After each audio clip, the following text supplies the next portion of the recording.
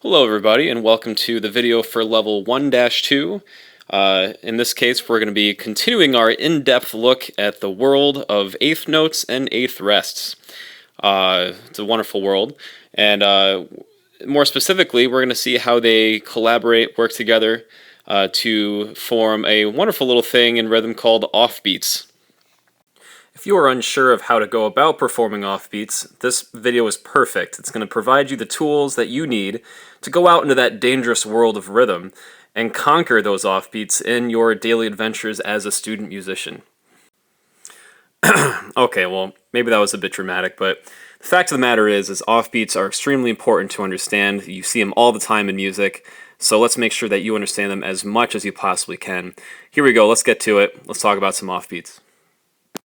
Alright, so yet again we start with just a normal measure of nothing but eighth notes, and last video, if you were there with us, we talked about, changing, let's say, these two eighth notes together, changing both of them into eighth rests, or maybe just changing the second one to an eighth rest. Well, today we're going to be talking about what if you wanted to change the first eighth note, just the first one, into an eighth rest, and what would that sound like if you tried to perform it? Well, that's going to look like this first and foremost. Let's change that. And now this new rhythm with the silence being on the start of beat 3 is going to sound like this. 2, ready, go. 1 and 2 and sh and 4 and ta ta ta ta sh ta ta ta. Okay, so what if we want to do the same thing to beat 4, meaning changing the first eighth note of that beat into an eighth rest? Well, let's do that. It looks like this. What will it sound like? Here we go. 2, ready, go. 1 and 2 and sh and ta ta ta ta sh ta. Without me doing the sh, it's going to be 1 and 2 and 1 and 2 and. The second half of this measure now is what we were referring to as offbeats. The fact that you were being silent on the downbeats, but you're still playing or saying something on the offbeats or the ands of those beats. Okay? If you wanted to get really crazy, which we do, we're actually going to change all of the beats into offbeats, like this. And what would this sound like? 2, ready, go, sh and sh and sh and sh and. Now me saying sh is starting to getting annoying for me, and I'm guessing for you as well, so I'm going to stop doing that. Here it is without that. 2, here we go, and, ta, ta, ta, ta. Notice how I've put the downbeats that you're resting for all in parentheses. You can do that if that helps. You don't have to do it. If you don't want to do that, then your counting will simply just look like this, which just isolates what you're actually performing or saying, in which this case is just the offbeats or the and of every beat. Alright, we got a new slide here, and in this case we have a 2-measure rhythm now in 3/4. And if you forget, that's 3 beats in a measure, and the quarter note is still the note that is given the beat or is assigned the beat. I didn't write in the counting for this. I want to see if you can do that on your own. Here we have some of our new eighth rests, here and here. So go ahead and pause the video and maybe kind of think about what the counting would be on top before we actually do it. Okay, so the counting would be this. I think the tricky spot in this example is right here.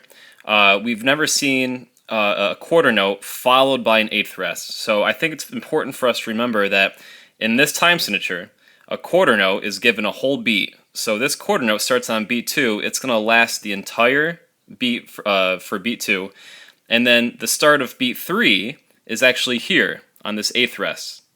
Okay, we could put the 3 in parentheses like we have been, and maybe I would suggest that just so you can kind of see where beat 3 starts after a quarter note, right?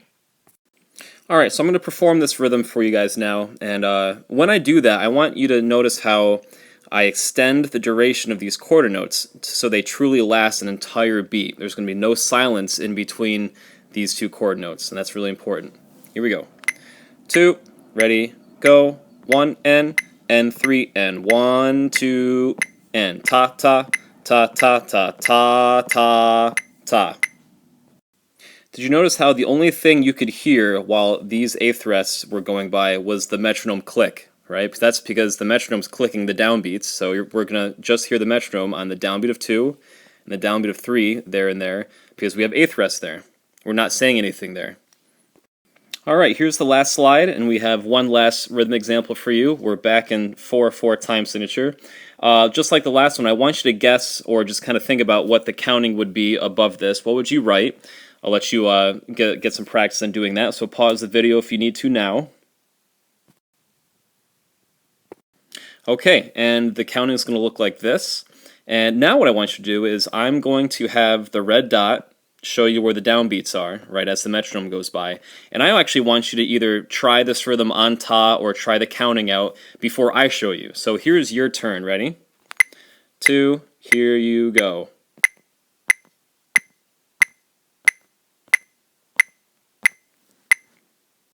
If that was a bit tricky, you're certainly welcome to just rewind the video and try that again.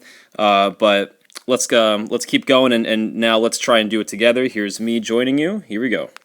2, ready, go. 1, and 4. 1, 2, and 4, and. I get on ta. Here we go. Ta, ta, ta, ta, ta, ta, ta, ta. Okay, so what you just heard is a perfect example of what you're going to find on that rhythm worksheet for 1-2. So if anything was confusing, just go back, watch the video again, certain parts of it, or if you want to just track me down, I'm more than willing to help you guys out with understanding this a bit more. If you know, being in person one-to-one is what you need, that's fine.